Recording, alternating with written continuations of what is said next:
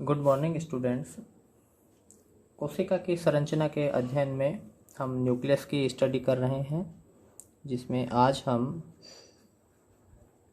Chromatin और nucleolus का अध्ययन करेंगे।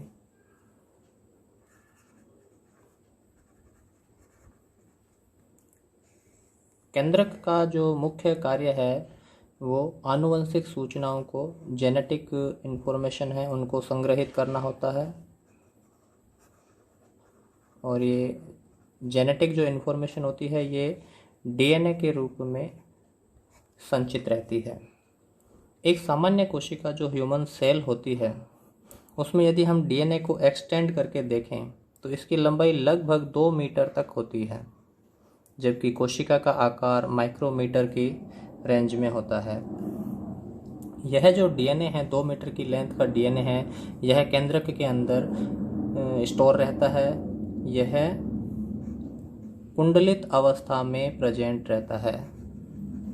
इतना जो एक्सटेंडेड डीएनए है वो कुंडलित रूप में रहता है, जो डीएनए प्लस प्रोटीन, जो हिस्टोन प्रोटीन होता है, हिस्टोन प्रोटीन के साथ में यह कुंडलित रूप में उपस्थित रहता है। इसे हम क्रोमेटिन कहते हैं। इसकी जो स्ट्रक्चर यूनिट होती है वो न्यूक्लियोसोम होती है। हम क्रोमोसोम के ऑर्गेनाइजेशन में उसे पढ़ेंगे, लेकिन जो डीएनए प्लस प्रोटीन होता है कोशिका में उसे हम क्रोमेटिन कहते हैं।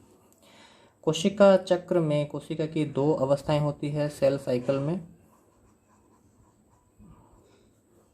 एक होती है इंटरफेज और दूसरी होती है डिवीजन फेज। इंटरफेज के अंदर जो डीएनए होता है वो कम कुंडलित अवस्था में प्रेजेंट रहता है, जिसे हम क्रोमेटिन कहते हैं। और डिवीजन फेज के अंदर यही डीएनए जो क्रोमेटिन होता है वो अत्यधिक कुंडलित होता है, जिसे हम क्रोमोसोम कहते हैं। ये हिस्टोन प्रोटीन के अलावा कुछ और प्रोटीन भी होते हैं, जैसे स्कैफोल्ड प्रोटीन है, उनके साथ में यह ज़्यादा कुंडलित अवस्था में होता है। इस कारण इसे हम क्रोमोसोम कहेंगे। अन्यथा जो इंटरफेज अवस्था में जो डीएनए होता है उसे हम क्रोमेटिन कहते हैं। जब क्रोमेटिन को फ्यूजन रिएजेंट के साथ में अभिरंजित किया जाता है, फ्यूजन रिएजेंट से जब हम क्रोमेटिन को अभिरंजित करते हैं, क्रोमा का मतलब होता है रंग और टीन का मतलब होता है धागे समान संरचनाएं।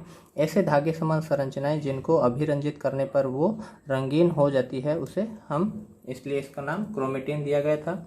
जब इसको फ्यूजन रिएजेंट के साथ में अभिरंजित करते हैं तो अभिरंजन के बाद में इसमें 2 तरह के क्षेत्र दिखाई देते हैं।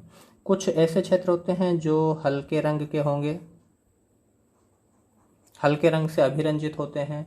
कुछ ऐसे क्षेत्र होते हैं जो गहरे रंग से अभिरंजित हो जाते हैं। जो क्षेत्र हल्के रंग से अभिरंजित होते हैं, ऐसे डीएनए को, ऐसे क्रोमेटिन को यूक्रोमेटिन कहा जाता है। ऐसे क्षेत्र जो हल्के रंग से अभिरंजित होते हैं उसे यूक्रोमेटिन कहते हैं। इसमें हल्का रंग इसलिए होता है क्योंकि इसमें डीएनए है वो एक्सटेंडेड होता है, कम कुंडलित होता है। कम कुंडलित क्षेत्र होते हैं। यह फंक्शनली एक्टिव डीएनए होता है जो आरएनए का निर्माण करेगा। यह फंक्शनली एक्टिव डीएनए होता है जो आरएनए का निर्माण करता है। क्योंकि ये आरएनए का निर्माण करता है इसलिए इसको डीएनए पर आरएनए पॉलीमरेज एंजाइम को जुड़ने के लिए उसको स्पेस चाहिए होता है, इसलिए यह कम कुंडलित होता है। कम कुंडलित होने के कारण इसमें डीएनए की मात्रा कम हो जाती है, जो फ्यूजन रिएजेंट से हल्के रंग से अभिरंजित होता है।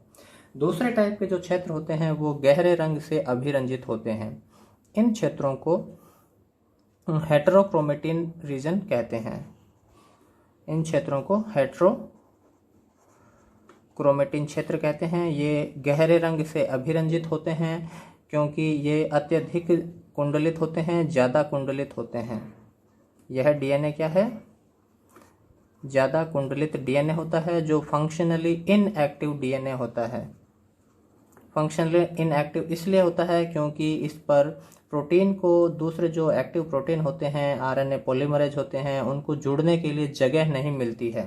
इसलिए ये क्या है, ये इनएक्टिव डीएनए होता है जो आरएनए का निर्माण नहीं करता है। ठीक है, वो है हेट्रोक्रोमेटिन डीएनए। तो यूक्रोमेटिन डीएनए कौन सा होगा, हल्के रंग से अभिरंजित डीएनए जो फंक्शनली एक्टिव होते हैं उसे यूक्रोमेटिन कहते हैं। गहरे रंग से अभिरंजित ऐसा डीएनए जो फंक्शनली इनएक्टिव होता है उसे हम हेट्रोक्रोमेटिन कहते हैं। जो हेट्रोक्रोमेटिन है वो पुनः दो प्रकार के होते हैं, एक होते हैं कॉन्स्टिट्यूटिव या संरचनात्मक हेट्रोक्रोमेटिन, और दूसरा होता है फैकल्टेटिव या वैकल्पिक। कॉन्स्टिट्यूटिव हेट्रोक्रोमेटिक क्षेत्र ऐसे क्षेत्र होते हैं जो परमानेंटली हेट्रोक्रोमेटिन डीएनए में ही बने रहते हैं। इनका मुख्य कार्य क्रोमेटिन में या क्रोमोजोम में संरचनात्मक रोल प्ले करना होता है। ये क्रोमोजोम को स्टेबिलिटी प्रोवाइड करवाते हैं, जैसे सेंट्रोमेरिक रीजन का डीएनए है। क्रोमोजोम के अंदर जो सेंट्रोमियर का जो रीजन होता है वह गुणसूत्रों को स्थायित्व प्रदान करता है। इसके अंदर जो डीएनए होता है वो 80 रिच सीक्वेंसेज होते हैं, या हम इसको रिपीटेटिव डीएनए भी कहते हैं। इस टाइप का जो डीएनए होता है उसे सैटेलाइट डीएनए भी कहते हैं। और ये कॉन्स्टिट्यूटिव हेट्रोक्रोमेटिन होते हैं जो परमानेंटली हेट्रोक्रोमेटिक क्षेत्र में ही रहते हैं। दूसरे टाइप का जो डीएनए होता है वो फैकल्टेटिव हेट्रोक्रोमेटिन होता है जो जरूरत पड़ने पर यूक्रोमेटिन में भी बदल सकता है। ठीक है, जरूरत पड़ने पर यह यूक्रोमेटिन में इंटरचेंज हो सकता है, अन्यथा यह हेट्रोक्रोमेटिन अवस्था में रहता है।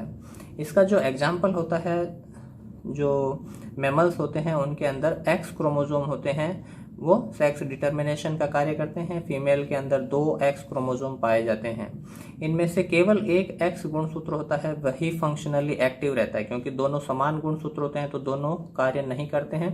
एक एक्स क्रोमोजोम है वो कार्य करता है, यूक्रोमेटिन में रहता है, जबकि दूसरा एक्स क्रोमोजोम होता है वो हेट्रोक्रोमेटिन में बदल जाता है। और ज़रूरत पड़ने पर वापस यही एक्स क्रोमोजोम है वह यूक्रोमेटिन में भी बदल जाता है, अन्यथा वापस यह हेट्रोक्रोमेटिन में चेंज होता रहता है और बार बॉडी का निर्माण करता है। तो ये हेट्रोक्रोमेटिन है। नेक्स्ट हम देख रहे हैं न्यूक्लियोलस की संरचना देखेंगे।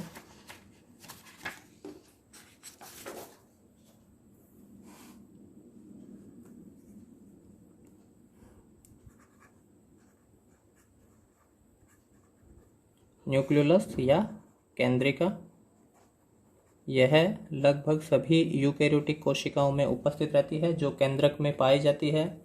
यह विदाउट मेम्ब्रेन बाउंड संरचना है।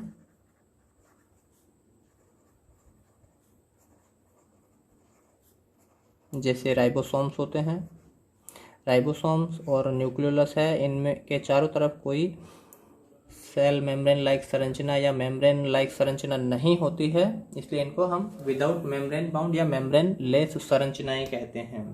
केंद्रक के अंदर एक सॉलिड डार्क कलर की संरचना दिखाई देती है, जिसे फोंटाना ने इसकी डिस्कवरी की थी, देखा था सबसे पहले, जिसे हम न्यूक्लियोलस कहते हैं। वास्तव में जो न्यूक्लियोलस होती है यह डीएनए के ऐसे क्षेत्र होते हैं जो आरएनए का निर्माण करते हैं, आर प्रोटीन या राइबोसोमल प्रोटीन का निर्माण करते हैं। न्यूक्लियोलस क्या है, डीएनए के ऐसे क्षेत्र होते हैं, क्रोमेटिन के ऐसे क्षेत्र होते हैं जो राइबोसोमल आरएनए और राइबोसोमल प्रोटीन का निर्माण करते हैं, और ये राइबोसोम का फिर निर्माण करेंगे, क्योंकि यहाँ पर आरएनए के जीन्स पाए जाते हैं जो आर प्रोटीन या राइबोसोमल प्रोटीन भी बनाते हैं। तो ये सारी संरचनाएं मिलकर एक जगह पर इकट्ठी हो जाती है,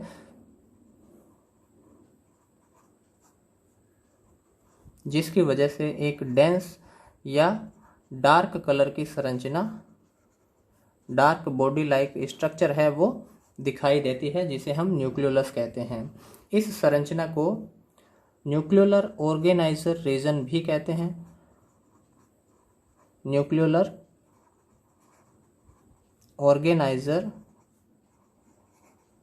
रीजन या इसको NOR भी कहा जाता है, जो राइबोसोम की असेंबली का कार्य करता है। यह न्यूक्लियोलर ऑर्गेनाइजर रीजन क्या है? राइबोसोम का ये निर्माण करने का कार्य करते हैं। ठीक है, यहाँ पर कोशिका के अंदर जो केंद्रक में जो RNA बनता है वो वहीं पे रहता है, और जो राइबोसोमल प्रोटीन्स होते हैं इनके लिए जो mRNA बनता है वो पहले साइटोप्लाज्म में जाता है, प्रोटीन निर्माण के बाद में वापस ये उस रीजन में आते हैं जहाँ पर RNA का निर्माण होता है। इस वजह से वहाँ पे वो क्लस्टर्ड हो जाते हैं, और दोनों की जो 3 डायमेंशनल असेंबली होती है उससे राइबोसोम की स्मॉल और लार्ज सब यूनिट का निर्माण होता है। राइबोसोम हमने पढ़ा था कि 2 सब यूनिट होती है, एक स्मॉल सब यूनिट है और एक लार्ज सब यूनिट होती है।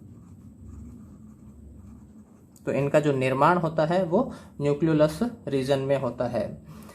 जो ह्यूमन सेल के जो क्रोमोसोम्स होते हैं, न्यूक्लियोलस उन गुणसूत्रों में पाई जाती है जिनमें सेकेंडरी कंस्ट्रक्शन या द्वितीयक संकीर्णन का निर्माण होता है। जिन क्रोमोसोम में द्वितीयक संकीर्णन का निर्माण होता है उनमें वो क्रोमोसोम्स होते हैं वो न्यूक्लियोलस का निर्माण करते हैं। तो ह्यूमन क्रोमोसोम के अंदर जो 13 नंबर है, 14, 15, 21 व 22 जो ये 5 क्रोमोसोम होते हैं, इनके अंदर द्वितीयक संकीर्णन या सेकेंडरी कंस्ट्रक्शन पाया जाता है और ये न्यूक्लियोलस के निर्माण में शामिल होते हैं। इन क्रोमोसोम में जो RNA के जो जीन्स होते हैं वो प्रेजेंट होते हैं, तो वो न्यूक्लियोलस का निर्माण करते हैं।